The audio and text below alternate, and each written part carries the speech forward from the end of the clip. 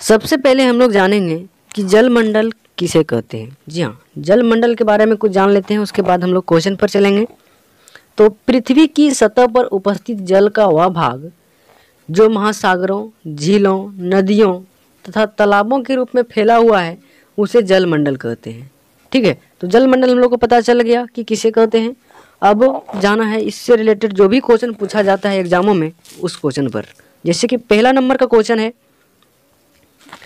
पृथ्वी के कुल कितने प्रतिशत भाग पर जल है। जी हाँ, यह क्वेश्चन इम्पोर्टेंट है और एग्जाम की दृष्टि से तो बहुत ही इम्पोर्टेंट है। तो यह कई बार पूछा भी जा चुका है। तो जिसके लिए आपको 4 ऑप्शन दिया गया है, 71%, 29%, 80%, 60%। तो इसका सही उत्तर हो जाएगा ऑप्शन नंबर ए, यानी कि 71% भाग पर जो है जल की उपस्थिति पाया जाता है पृथ्वी पर। ठीक है, नेक्स्ट क्वेश्चन की बढ़ेंगे हम लोग और अगला क्वेश्चन यानी कि क्वेश्चन नंबर 2 पर चलते हैं। उसमें क्या कहता है कुछ देखते हैं। इसमें कहता है कि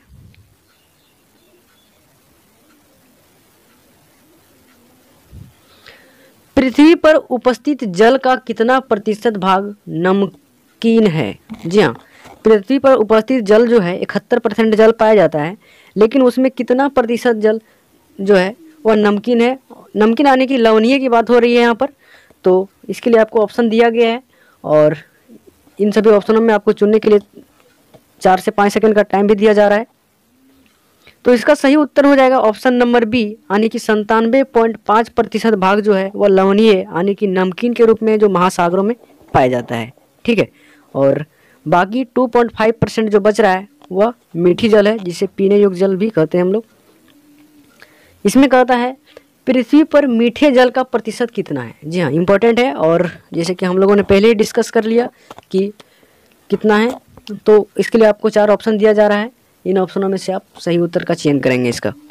तो पृथ्वी पर मीठे जल का जो प्रतिशत है वह कितना है, तो इसका सही उत्तर हो जाएगा, हम लोगों ने देखा कि 97.5% जो था वह क्या था, लवणीय जल था।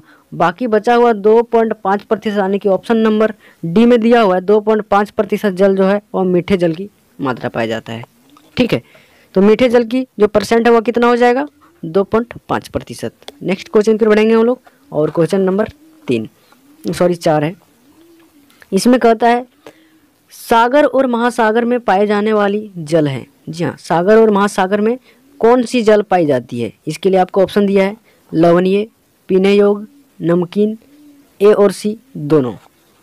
तो इसका सही उत्तर क्या हो जाएगा, सागर और महासागरों में जो जल पाया जाता है वह लवणीय यानी कि नमकीन, लवणीय और नमकीन एक ही को कहा जाता है। तो इसका सही उत्तर हो जाएगा ऑप्शन नंबर डी, यानी कि ए और सी जो 2 प्रकार के जल हैं यानी कि लवणीय और नमकीन जल है वह सागर और महासागरों में पाया जाता है। ठीक है, नेक्स्ट क्वेश्चन फिर बढ़ेंगे हम लोग और यह क्वेश्चन भी कई बार कंपटीशन एग्जामों में पूछा जा चुका है। और अगला क्वेश्चन है, इसमें कहता है पीने योग्य जल का सबसे बड़ा भाग किस रूप में है। जी हाँ, तो पीने योग्य जो जल है उसका सबसे बड़ा भाग जो है वह किस रूप में पाया जाता है, सागर में पाया जाता है, महासागर के रूप में पाया जाता है, बर्फ के रूप में पाया जाता है, या इनमें से किसी रूप में नहीं पाया जाता है। तो इसका सही उत्तर हो जाएगा जो पीने योग्य जो जल है यानी जिसको मीठी जल कहते हैं हम लोग, वह सबसे अधिक बर्फ के रूप में फैला हुआ है। ठीक है, यानी कि 1.5% जो जल है वह क्या है, बर्फ के रूप में जमा हुआ है। बाकी 1% जो जल है हमारा वह पीने योग्य जो है कि जो कि नदियों, तालाबों तथा झीलों में पाया जाता है। ठीक है, नेक्स्ट क्वेश्चन की ओर बढ़ेंगे हम लोग और अगला क्वेश्चन है क्वेश्चन नंबर 6। इसमें कहता है दक्षिणी गोलार्ध में कितने प्रतिशत भाग पर जल है। जी हाँ, कभी कभी ऐसा क्वेश्चन पूछ लेता है कि दक्षिणी गोलार्ध में जो है स्थल मंडल का जो है अवस्थित कितने परसेंट पर है। इसमें जल मंडल पूछा है कि जल का भाग कितना है, तो इसके लिए आपको दिया है 50%, 60%, 40%, 80%। तो दोस्तों उत्तरी गोलार्ध में जो है वह ऑप्शन नंबर डी यानी कि 80% जल है और बचा हुआ जो 20% है वह भूमि का विस्तार है। ठीक है, तो इसको याद रखिएगा, दक्षिणी गोलार्ध जो है उसमें 80% जल है और 20% भूमि का विस्तार है। नेक्स्ट क्वेश्चन की ओर बढ़ेंगे हम लोग और क्वेश्चन नंबर 7। क्वेश्चन नंबर 7 में कहता है कि उत्तरी गोलार्ध में कितने प्रतिशत भाग पर जल है। जैसे कि हम लोगों ने देखा कि जो दक्षिणी गोलार्ध था उसमें 80% जल था, 20% भूमि था। यहाँ पर उत्तरी गोलार्ध की बात हो रही है कि उत्तरी गोलार्ध में कितनी % जल की मात्रा है। इसके लिए आपको ऑप्शन दिया है 60%, 80%, 30%, 110%। तो इसका सही उत्तर हो जाएगा ऑप्शन नंबर ए, यानी कि 60% जो है उत्तरी गोलार्ध में जल का परसेंटेज है। बाकी जो बचा हुआ 40% है उसमें भूमि का विस्तार है। ठीक है, तो भूमि का विस्तार कितने पर है? 40%, और जल का विस्तार उत्तरी गोलार्ध में कितने पर है? 60% पर है। नेक्स्ट क्वेश्चन की ओर बढ़ेंगे हम लोग। इसमें कहता है विश्व में महासागरों की संख्या कितनी है? जी हाँ, इंपॉर्टेंट क्वेश्चन है और यह क्वेश्चन भी कई बार एग्जामों में पूछा गया है। तो दोस्तों अभी तक आप लोगों ने अगर चैनल को सब्सक्राइब नहीं किया तो प्लीज़ सब्सक्राइब कर लें और घंटी वाले बेल आइकन को भी दबा लें। तो विश्व में जो महासागरों की संख्या है वह कितनी है? तो 4 है।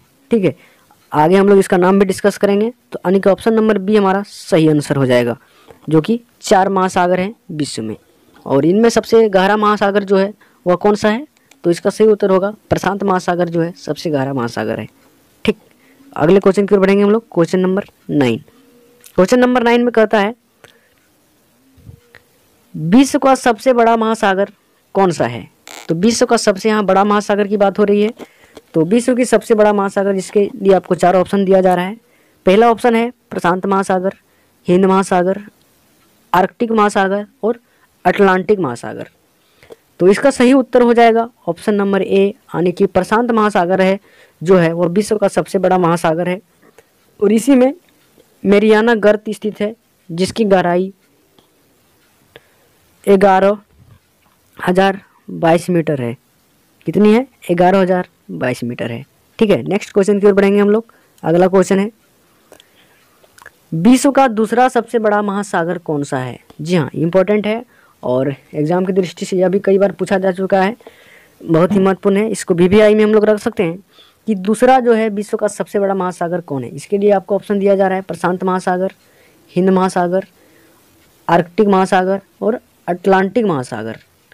तो इसका सही उत्तर हो जाएगा दोस्तों ऑप्शन नंबर डी, यानी कि अटलांटिक जो महासागर है वह विश्व का दूसरा सबसे बड़ा महासागर है। ठीक है, तो अटलांटिक महासागर यानी कि ऑप्शन नंबर डी इसका सही उत्तर हो जाएगा।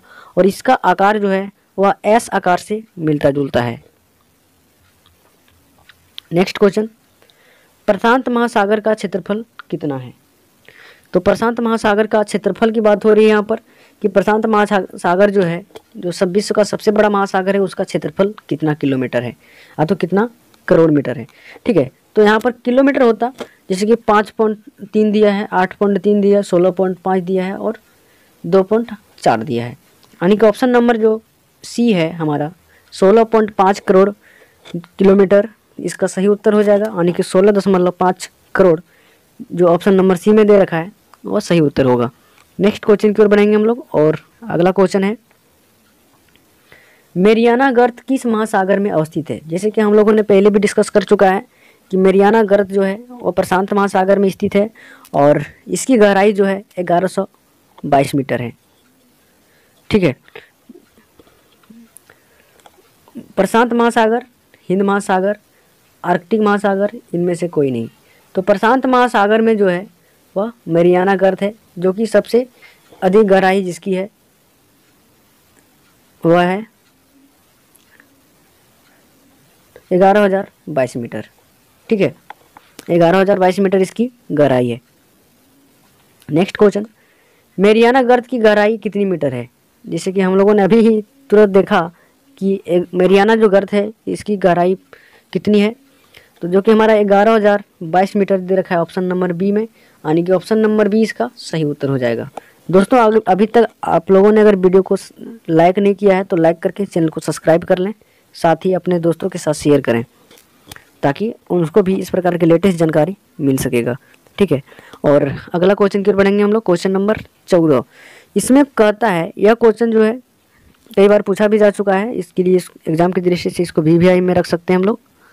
ठीक है, नेक्स्ट क्वेश्चन, किस महासागर की आकृति त्रिभुजाकार है? जी हाँ, हम लोगों ने देखा कि जो एस आकार की जो महासागर था अटलांटिक महासागर था, लेकिन यहाँ त्रिभुजाकार की बात हो रही है कि किस महासागर की आकार जो है त्रिभुजाकार है। तो इसके लिए आपको दिया है आर्कटिक, अटलांटिक, प्रशांत महासागर, हिंद महासागर। तो दोस्तों जो प्रशांत महासागर है, जो विश्व का सबसे बड़ा महासागर है, उसका आकार जो है वह त्रिभुजाकार है, यानी कि इस प्रकार कुछ है, त्रिभुजाकार है। ठीक है, तो इसका उत्तर हो जाएगा ऑप्शन नंबर सी, यानी कि प्रशांत महासागर जिसके आकार जो है त्रिभुजाकार है। ठीक है, नेक्स्ट क्वेश्चन की बढ़ेंगे हम लोग। और क्वेश्चन नंबर 15 क्वेश्चन नंबर में कहता है